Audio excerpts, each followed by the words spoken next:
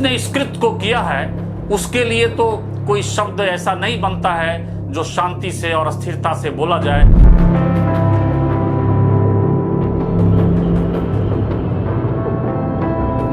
कुछ राजनीतिक पार्टियां जो दिन भर हिंदू मुस्लिम एकता फलाना ठिकाना यही सब बात बोलते रहते हैं, वो तो ऐसे चुप हैं जैसे उनके मुंह पे कोई टेप साट दिया। जय भीम नारा तो कभी था ही नहीं। ये नारा सिर्फ समय के अनुसार बदलते रहता है। ये नारा धोखा है जय भीम के लिए। अरे जय भीम के नजरों में जय भीम वाले तुम काफिर हो कि अब मेरे डिक्शनरी में जय भीम नहीं है, अब जय भीम है, जय भारत है, नमो बुद्धाय।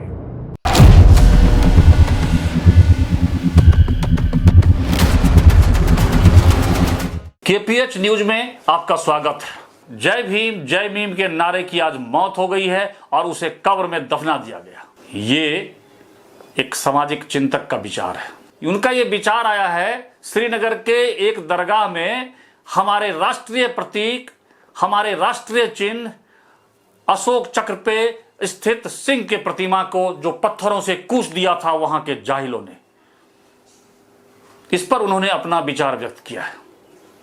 सबसे पहले तो उन जाहिलों को जिसने इस कृत्य को किया है उसके लिए तो कोई शब्द ऐसा नहीं बनता है जो शांति से और स्थिरता से बोला जाए। उसके लिए तो मेरे डिक्शनरी में एक ही शब्द है, इन देशद्रोहियों के खिलाफ कड़ी कार्रवाई की जाए। ये लोग किसी भी कीमत पे किसी भी मूल्यों पर इस देश में रहने लायक नहीं है। इसे तो देश से खदेड़ कर बाहर कर देना चाहिए। ये जहां जाना चाहता है वहां भेज देना चाहिए, क्योंकि जिसे राष्ट्र के प्रतीक चिन्ह पे गर्व न हो उसके लिए देश कैसा। अब आते हैं उस नारे पे, फिर बाद में उन जाहिलों की बात करेंगे हम। उस नारे पे यानी जय भीम और जय मीम का नारा, तो मैं उस चिंतक को कहना चाहता हूं कि पहले तो आपने ऐसा बोला, इसके लिए आपको सैल्यूट। क्योंकि बहुत सारे ऐसे बुद्धिजीवी हैं, बहुत सारे ऐसे धर्मनिरपेक्षवादी हैं जिनकी जवान सिल गई है, जो तो एक शब्द नहीं बोलना चाहते। और कुछ राजनीतिक पार्टियां छद्म सेक्युलर, कुछ राजनीतिक पार्टियां जो दिन भर हिंदू मुस्लिम एकता फलाना ठिकाना यही सब बात बोलते रहते हैं, वो तो ऐसे चुप हैं जैसे उनके मुंह पे कोई टेप साट दिया है। एक अदद वोट के लिए लोग चुप हैं। अगर देश ही नहीं बचेगा तो वोट का क्या करोगे? और देश तो बचेगा नहीं, इसके पहले भी भारत टूट चुका है धर्म के नाम पर। और इसी प्रकार के जाहिलों ने देश को तोड़ा है।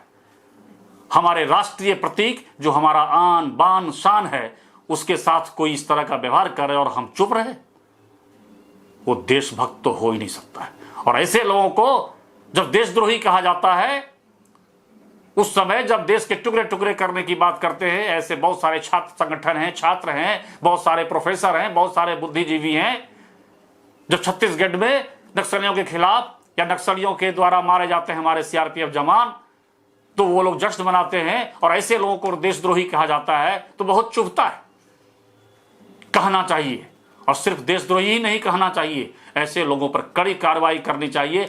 ऐसी कार्रवाई जो इसे क्या आने वाली इसके 7 पीढ़ी याद रखे।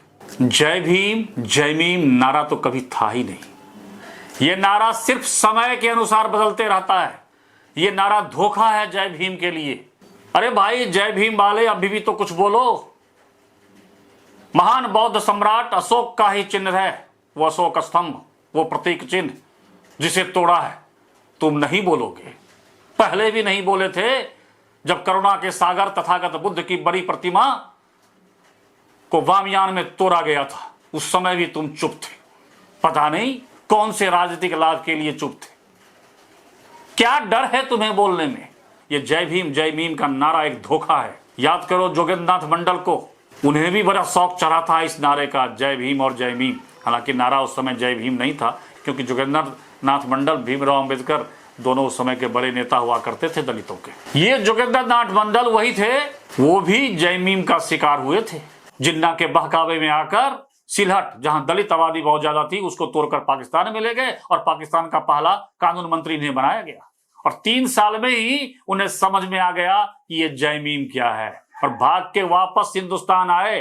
जिस पाकिस्तान को बनाने में जिन्ना का उन्होंने भरपूर साथ दिया था, और उन्हें जिन्ना भी उन्हें कानून मंत्री बनाया, उस पाकिस्तान में वो अंतिम सांस भी ना ले सके। लौट के उन्हें यही हिंदुस्तान में, इसी हिंदुस्तान में आना पड़ा। अरे इन जाहिलों को कौन समझाए? जो राष्ट्रीय प्रतीक अशोक चक्र में स्थित सिंह प्रतीक को कूच रहा था पत्थरों से, इसे कौन समझाए? सबसे ज्यादा मुसलमान विश्व में इंडोनेशिया में रहता है, और उसने अपना धर्म तो जरूर बदल लिया है, पर पुरखा नहीं बदला है, विरासत नहीं बदला है। उसका राष्ट्रीय प्रतीक चिन्ह में पंचशील गरुड़ का चिन्ह है। कौन समझाए? इन जाहिलों के साथ साथ वहां के हुक्मरान, वहां के नेता, चाहे वहां के मुख्यमंत्री उमर अब्दुल्ला हो या वो मुफ्ती महबूबा हो, क्या क्या आए वाय बके जा रही है, विरोध तक नहीं कर पा रही है, यहां तक कि घुमा फिरा के समर्थन में ही है। अरे इतना ही प्रतीक चिन्हों से नफरत है तो भारत का करेंसी इस्तेमाल करना बंद कर दो। उस पे भी किसी नोट में कोणार्क मंदिर है, किसी पर गांधी जी का फोटो है, किसी पर कुछ है। पुलिस में, फोर्स में जाना बंद कर दो, उसके भी ब्याज में अशोक स्तंभ है। नहीं, वो नहीं करोगे। और ये जय भीम वाले कमाल है। जय भीम, अरे जय भीम के नजरों में जय भीम वाले तुम काफिर हो। इन सभी चीजों से भी सीखो। खैर, तुम तो उस समय भी चुप थे जब बुद्ध की मूर्ति को तोड़ा गया था। तुम तो अब भी चुप हो। जो सरकारी विश्वविद्यालय में, जैसे जामिया मिलिया हो, अलीगढ़ यूनिवर्सिटी हो, वहां एससी और एसटी को आरक्षण नहीं दिया जाता है। पिछड़ों को भी कोई आरक्षण नहीं है। बात बात पर आरक्षण के लिए लड़ने वाले वहां क्यों मुंह बंद कर लेते हो? क्यों नहीं अपने चाहने वाले, अपने नेताओं को बोलते हो कि वहां भी आरक्षण की मांग करें? वहां जुबानें सिल जाती है। ये बुद्धिजीवी, ये धर्मनिरपेक्ष पार्टियां, ये तो उस समय भी चुप है। रोहिंग्या पर चुप, बांग्लादेशी घुसपैठियों पर चुप, और ये प्रतीक चिन्ह को पत्थरों से कूचने वाले पर भी चुप। तो चुप रहो। उनका रास्ता क्लियर है, उनका संदेश स्पष्ट है। अब नहीं समझ रहे हैं आप, या नहीं समझने का नाटक कर रहे हैं, लेकिन आगे पता चल जाएगा जो क्या होगा। इन जाहिलों को यह भी बताइए, इस्लाम का केंद्र रहा सीरिया, वहां भी इन जाहिलों ने एक सिंह प्रतिमा को तोड़ा था। बाद में यूरोपीय संघ की मदद से वहां की सरकार ने उस प्रतिमा को फिर से बनाया। ये कोई नया नहीं है इसके लिए। ये आजादी के बाद, यानी पाकिस्तान अलग करने के बाद जो कोई यहां रहे, वो उन्हीं में से कुछ कट्टरवादी लोग, हो सकता है कि आप कहेंगे सब ऐसे नहीं है, लेकिन चुप तो सब रहते हैं। ये लोग आगे भी लगे हुए हैं, और ये लोग ऐसा करते रहेंगे। ये तब तक चुप नहीं होंगे जब तक कि फिर से कोई दूसरा कांड न करे, दूसरा कोई देश न बनाए। और आप लोगों की चुप्पी तो और खतरनाक है। क्यों वोट के लिए इतना गिर रहे हो? और आज तो विशेषकर मैं बोल रहा हूं जय भीम और जय मीम के नारे वालों।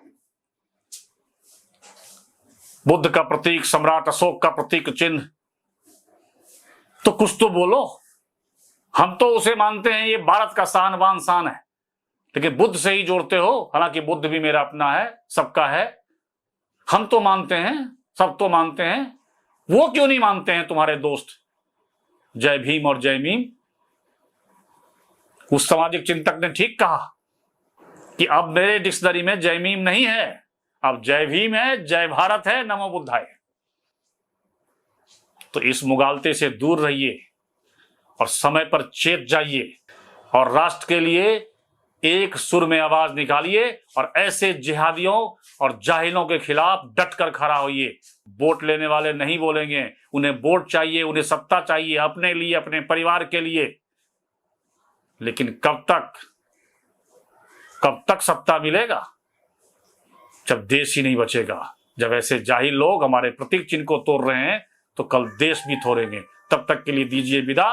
श्रृंखला की अगली कड़ी का करें इंतजार। नमस्कार, मैं रितेश परमार।